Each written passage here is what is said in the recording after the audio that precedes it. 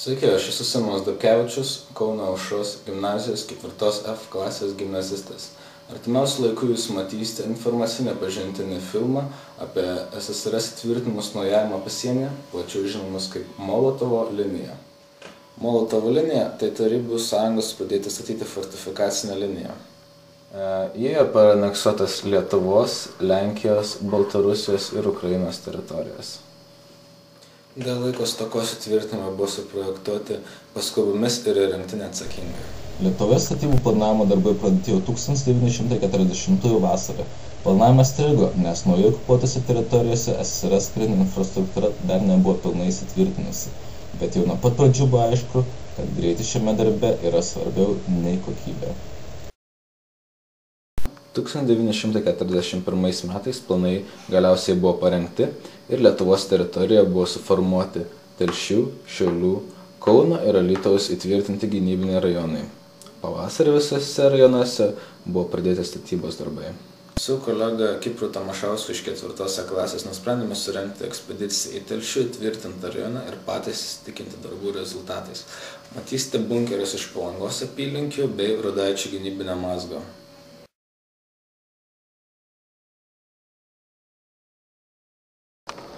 Už manęs yra bunkeris esantis šalia buvusios Brežnevo vilos, netoli seno kelio Klaipėda Palanga. Tai yra dviaukštis artilerinis kulkosvaidis bunkeris. Pagal po išmetimo gilzių angas galime spręsti, kokie ginklai turėjo būti montuojami. Štai šitos dvi angos iš šonų turėjo būti nuo kulkosvaidžių sistemos NPS-3, o vidurėje esanti anga nuo artilerinio pabūklo DOT-4. Pagrindinė šaudymo kryptis buvo nukreipta į Klaipėdą, o dengiamoji prie jūros. Angos yra užmūrytos, pabūklų net nebuvo įmontuoti, o vienintelis būdas patekti į bunkerį matome jau vėlesniais laikais pralaužtą skylę sienoje.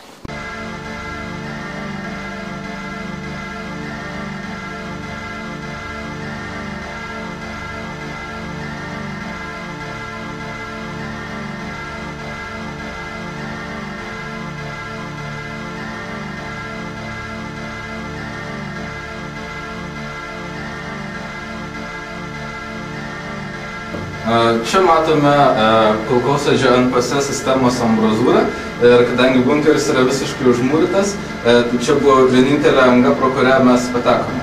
Matome artilerinio pabūklo DOT-4 sistemą. Kadangi ginklas pats nebuvo sumontuotas, tai yra tik tai metalinė ambrazūra aplinkui. Štai čia anga užbetonuota jau vėlesniais metais. Ant šito žiedo veikiausiai buvo kabinamas pats pabūklas arba amunicijos padavimas, o pačioje matome giliusių išmetimo angą.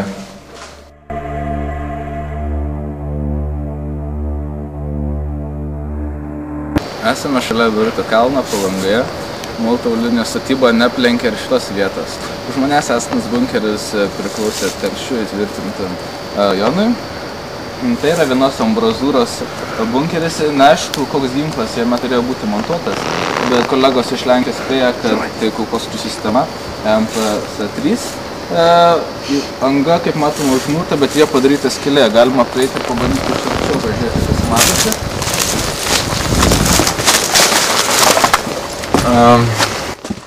Kadangi žinom, kad nėra jokių šulinių gilzėms, yra tik kažkokios neaiškios paskirties patalpos, tiksliai negalima nusakyti, koks buvo ginklas naudojamas.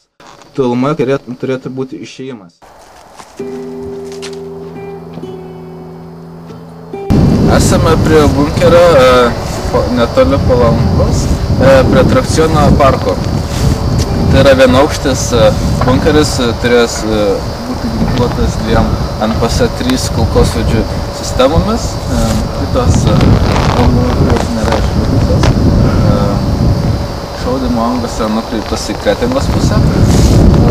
Mes prieisime arčiau šitos pačios kulkosvaidžio ambrazūros iš arčiau. Mes pabandysime įeiti į patį bunkerį ir nufilmuoti iš šiaurinės pusės. Esame prie tų pačių ambrazūrų iš vidaus. Štai čia matom varžtus, kuriais turėjo būti tvirtinama kulkosvaidžių sistema. O štai čia matome identifikacinę lentelę. Ant čia užrašyta bunkerio, turbūt numeris projekto, ir čia matome metus, 1940. Čia matome turėjo būti tvirtinamas pati kulkosvaidžių sistema MPS-3. O štai čia, šitas šulinys, čia, buvo naudojamas ir kaip atsarginis išėjimas. Jis veda iki galinės dengimo zonos, mes ją parodysim iš išorės. Štai čia yra anga, pro kurią patekom į bunkerį, irgi akivaizdžiai matome, kad jis buvo užmūrytas, bet žmonės pasidarė kelią. Ir štai čia atsarginis išėjimas, kurį matome šulinyje. Šitas išėjimas turi būti dengiamas ir dėl to mažesnis pavojus, kad išlendant pamatys priešus.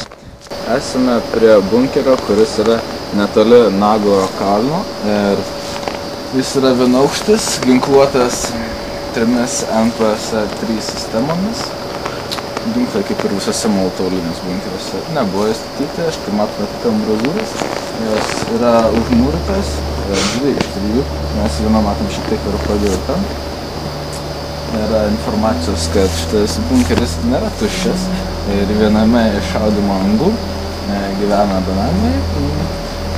Pabandysime tai patikrinti. Štai čia matome angą, pro kurią patekau į bunkerį. Iš karto yra ir priešais šaudymo anga.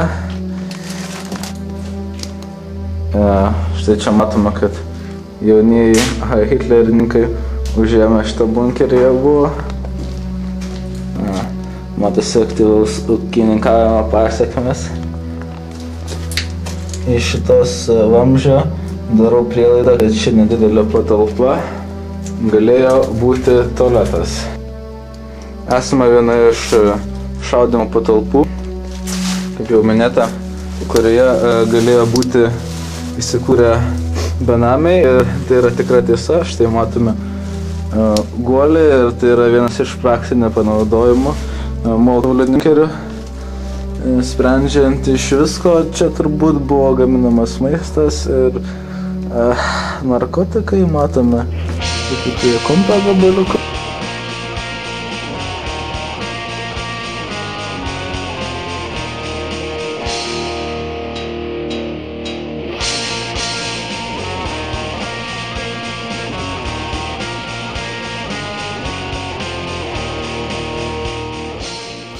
Už manęs yra vienas iš jo bunkerių.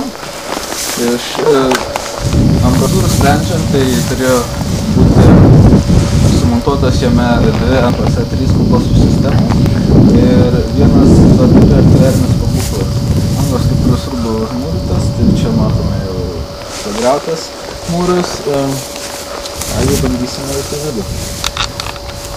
Esame vienoje iš kulkosvaidžio patalpų. Matome gilius išmetimo angą.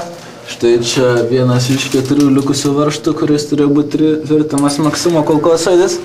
Čia yra išlikusi identifikavimo lentelė. Pagal metus matome, kad čia parašyta 1940 bei pagaminamas serijos numeris. Štai esame kitoje bunkerio patalpoje. Jie į vidų matome, kad bunkeris yra ganėtinai švarus, neprišiukšlinta, kadangi jis yra laukuose. Štai čia pastebėjom, kad yra visgi ir rūsys, arba tai buvęs pirmas aukštas, kai labiau žemė užnešė. Bet abejotina, čia veikiausiai buvo rūsys. Apšvies kopėtėlės. Vandens gal yra koks metras, bet leistis nesinori visgi.